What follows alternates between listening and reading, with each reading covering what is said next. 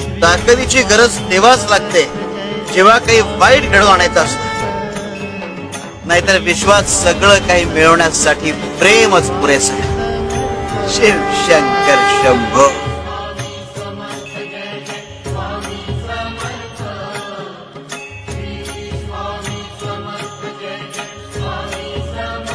बाळा, हा भक्ती सुगंध आहे.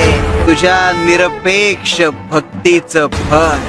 माणसानं समृद्धीच्या काळात विनम्र असावं आणि संकटाच्या काळात सहनशील. काळजी करू नकोस.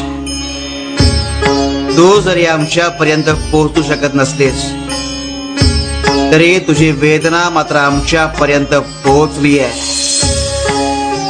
शिव हरे शंकर नमामि शिवशंकर शंभो.